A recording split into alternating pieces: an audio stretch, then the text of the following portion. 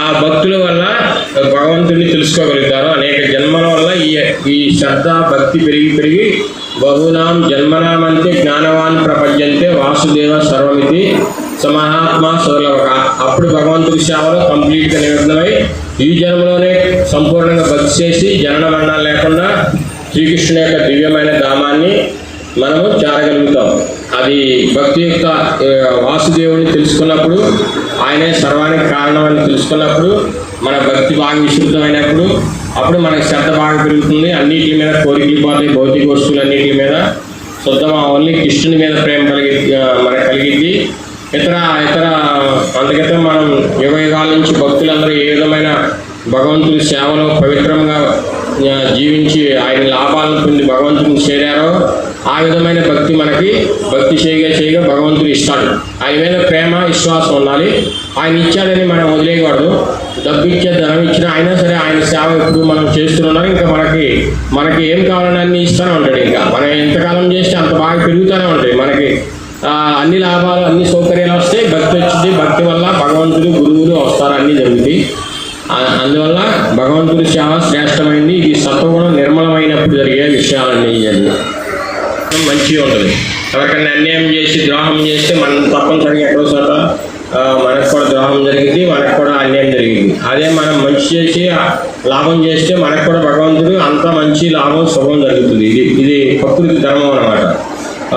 శుభము అశుభము రెండు కూడా మనం చేసే పనిని బట్టి మన జీవితం అంతా నడుస్తూ ఉంటుంది. హరే కృష్ణ. దాని రెమ్మలు ఇంద్రియ విషయాలు. ఇంద్రియ అంటే మనం కళ్ళుతో చూసే అన్నిటిని, తర్వాత కళ్ళుతో చూసే చెవులతో, తర్వాత ముక్కుతో పీల్చేయి, అవన్నిటి వల్ల మననం చేస్తాం. మననం వల్ల విషయం వాంచి పెరిగి దానిలో చిక్కుకుపోతాం. మనం కళ్ళతో చూసామనుకో ప్రకృతి అందాలని వాటిలో చిక్కుకుపోతాం. కళ్ళతో భగవంతుని చూసామనుకో అప్పుడు వాటి యొక్క దోషం పోయింది. హరినామం వినటం వల్ల భగవంతుడి దోషం పోయింది. చెవుతో వినటం వల్ల భగవంతుడి పుష్పాలు అర్పించిన వాసన చూడటం వల్ల మనకి అది ముక్కు నుంచి వచ్చే శ్వాస నుంచి వచ్చే దోషం పోతుంది. భగవంతుడి ప్రసాదం తినటం వల్ల నాలుగు శుద్ధి అవుతుంది. ఇంద్రియాలన్నీ కూడా ఆ కోరికలన్నింటినీ ఆపేస్తుంది, బంద్ చేస్తుంది అనమాట. పాపకార్యాలు చేయకుండా మనం భగవంతుడికి అర్పించే ప్రసాదం తినటం వల్ల ఆ పాపకార్యాలు చేయకుండా ఆపుతాడు భగవంతుడు మనకి. అందుకని మన ఇంద్రియాలన్నింటినీ కూడా భగవంతుడి చైతన్యంగా ఉండాలి. లేకపోతే దాని ఇష్టానుసారంగా ప్రవర్తించి మనల్ని నానా రకాల దుఃఖాల్లో పాలు చేస్తూ ఉంటాయి. దాని రెమ్మలు ఇంద్రియ విషయాలు ఈ వృక్షపు వేళ్ళ కింద క్రింది ముఖముగా వెళుతూ మానవ సమాజంలోనే కామ్య కర్మ బంధాల్లో ఉంచబడుతున్నాయి.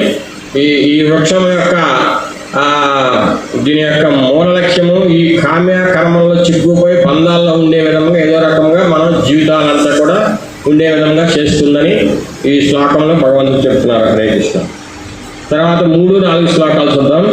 పురుషోత్తమ యోగం. నరూపమహస్యేహ తదోపలభ్యతే నాంతో నా చాధిర్న చ సంప్రతిష్ఠా అశ్వత్థమేనం శివిరూఢమూలం అసంగశస్త్రేణ దృఢేన చిత్వా తతః పదం తత్పరి మార్గితవ్యం యస్మిన్ గతా తనివర్తంతి భూయః తమేవ చాధ్యం పురుషం ప్రపద్యే యతః ప్రవృత్తి ప్రసృత పురాణి నరూపమస్యేహ తదోపలభ్యతే. నేను చెప్తాను.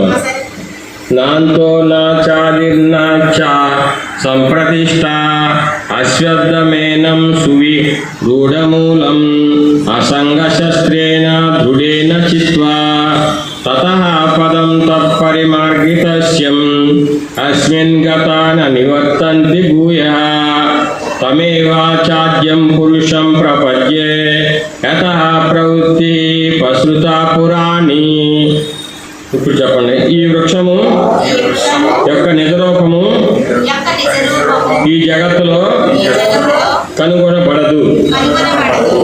అది ఎక్కడ ముగుస్తుంది, ఎక్కడ ఆరంభమవుతుంది, దాని మూలం ఎక్కడ ఉన్నదే అనే విషయము ఎవ్వడు అర్థం చేసుకోలేడు. కానీ ఈ స్థిరంగా వేళ్ళూరిన వృక్షమును మనిషి నిశ్చయముతో అసంగత్వం అనే ఆయుధముచే ఖండించి వేయాలి. తర్వాత అతడు ఎక్కడికి వెళ్ళినా తర్వాత తాను తిరిగి రాడో ఆ ప్రదేశం వెతికి ఎవ్వరి నుండి సమస్తము ఆరంభమవునో మరి ఎవ్వరి నుండి అనంతకాలముగా సమస్తము వ్యాపించి ఉందో అట్టి పరమ పురుషుని అక్కడ శరణజొచ్చాలి. దీని యొక్క ఈ భౌతిక ప్రకృతిలో మనం చేసే కామ్య కర్మలు పనులు ఇవన్నిటికి కూడా మొదలెక్కడో చివరెక్కడో, దీన్ని ఎట్లా అంతం చేయాలో, దీని నుంచి రక్షించుకోవడం ఎట్లాగో ఎవ్వరికి కూడా మామూలు వ్యక్తులకి అది ఎవరికి అసంభవమైంది, తెలుసుకోలేరు ఈ వృక్షాన్ని ఎవరో కూడా. దీన్ని మొదలు ఏదో రకంగా కొంచెం మనకి ఏదైనా బాధలు వస్తే ఏదన్నా ఉపశమనం కోసం ఏదో ఒక రకమైన భక్తియుక్త సేవలో ఏదో ఒకటి దాన ధర్మాలు చేయటమో, లేకపోతే ఎవరి దగ్గరికి వెళ్తామో, సాహిత్య కావటమో, లేదా దేవుడి దగ్గరికి వెళ్తామో, ఏదో ఒక రకమైన సేవ చేస్తాకి మనం ప్రయత్నం చేస్తూ ఉంటాం. అది కొంత ఉపశమనం అవుతుంది, మళ్ళీ వస్తూ ఉంటుంది. అది ఎందుకంటే దానికి అంతం లేదు. ఎన్ని కోట్ల సంవత్సరాల నుంచి మనం శరీరాలు పొందినప్పటి నుంచి కూడా మన పాపపుణ్య కర్మలు వెంటాడుతూనే ఉంటాయి. వాళ్ళని దాన్ని అంతం చేసుకోవటం ఎవరి వల్ల కాదు, అనాసక్తితో. ఇక్కడున్న అన్ని వస్తువుల్ని ఆ ఆసక్తి ఉండకూడదు. కుటుంబం మీద కానీ, సంపదల మీద కానీ, వస్తువుల మీద కానీ, వీళ్ళు పదవుల మీద కానీ, ఏటి మీద ఆసక్తి లేకుండా అనాసక్తితో మామూలుగా సాదా సీదాగా ఎన్ని ఆస్తులున్నా, సంపదలున్నా, పదవులున్నా వాటికి నేను బద్ధుడిని కాదు. ఊరిని తాత్కాలికం కులశేఖర ఆడవాళ్ళు చాలాసార్లు ఆయన రాజ్యాన్ని వదిలి పారిపోవాలని చూస్తూ ఉండేవాడు. అయితే అప్పుడు వెంటనే కొంతమంది భక్తులను తీసుకొచ్చి అక్కడక్కడ భక్తులను తీసుకొచ్చి ఆయన దగ్గర పెట్టేవాడు. భక్తులు ఉండటం వల్ల ఆయన సేవ చేస్తా అక్కడే ఉండిపోయేవాడు. అందుకని మనం ఈ ప్రకృతిలో ఏ వస్తువు మీద ప్రేమించకూడదు. ఏ వస్తువుని ప్రేమించినా మళ్ళీ ఆ శరీరంతో పొందాలి, దానికి సంబంధించిన బంధాల్లో చిక్కుపోతాం మనం ప్రకృతిలో. అందుకనే దీనికి అంతం లేదు, ఆది లేదు. దీన్ని అనాసక్తితో, ఆసక్తి ఏ వస్తువుల మీద పెట్టుకోకుండా మనము కంప్లీట్గా భగవంతుడి మీద ఆధారపడాలి. అన్ని వస్తువుల్ని మనం అట్లా నిగ్రహించుకోవాలి, ఏటిని మనం స్వీకరించకూడదు. వాటి వల్ల ప్రమాదం వస్తుంది. ఇప్పుడు ఆయన ఏం చేశారు, భరత మహారాజు భారతదేశ చక్రవర్తి అయినా సరే ఆయన ఒక లేడీని తీసుకుని దాని మీద పెంచడం వల్ల మోహానికి గురై తర్వాత ఆయన లేడీగా అవుతారు. అందుకనే మనం ఏంటంటే ఏదైనా సరే ఈ ప్రకృతిలో మనం ఎంతవరకు ఇవ్వాలి, తల్లిదండ్రులుగా అంతవరకే ఇవ్వాలి. అంతు లేకుండా ప్రేమిస్తూ ఉండే పిల్లల్ని మళ్ళీ అదే తల్లిదండ్రులతో సంబంధించిన శరీరం వస్తుంది. అదే డబ్బు మనం ఇస్తున్నా ఎక్కువగా దానికి సంబంధించిందే దుఃఖం వస్తుంది. పదవులు కానీ ఏదైనా సరే ఆమోహాలు ఉండకూడదు ఏ వస్తువు మీద. దాన్ని అనాసక్తిగా ఖండించేసేయాలి ఇక్కడ.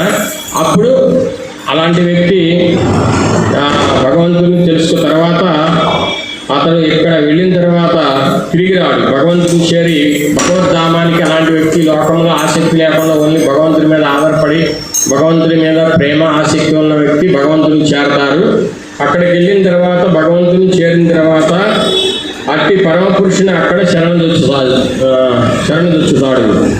అప్పుడు భగవంతుని సేవలో అక్కడ కంప్లీట్గా ఇప్పుడు మనం ఇక్కడ మనకి ఇప్పుడు పిల్లలు, భార్య, కుటుంబం ఎట్లా ఉంటుందో సేవ అట్లా కృష్ణుడి దగ్గర ఒక కుమారుడిగా, తండ్రిగా, స్నేహితుడిగా ఏదో రకమైన సేవలో భగవంతుడి సేవలో అక్కడ మనం స్థిరం అవుతాము. ఆ వృక్షం గురించి తెలుసుకున్న వ్యక్తి ఈ లోకమైన అనాసక్తిగా ఉండాలి. మనం మాత్రం అనాసక్తిగా ఉండి భక్తి యొక్క సేవలో భగవంతుడి మీదే ఆసక్తి ఉండాలని ఈ శ్లోకంలో కృష్ణుడు చెప్తున్నారు. ఈ పురుషోత్తమ మాసంలో అందరూ కూడా రోజు ఈ 15 అధ్యాయం అంతా చదవండి. ఈ శ్లోకం ఎక్కువ శ్లోకాలు ఉన్న దీనిలో అంతా కూడా మీరు 10 రోజులు పఠనం చేస్తూ మీరు ప్రతిరోజు బాగా జపంతో పాటు మంచిది. హరే కృష్ణ. జయ భగవద్గీత మహాశాస్త్రానికి పురుషోత్తమ మాసానికి పురుషోత్తమ క్షేత్రానికి జయ. హరే కృష్ణ. జయ శ్రీ భూ సమేత వెంకటేశ్వర స్వామి వారికి శ్రీ క్షేత్ర పురుషోత్తమ దానికి జయ.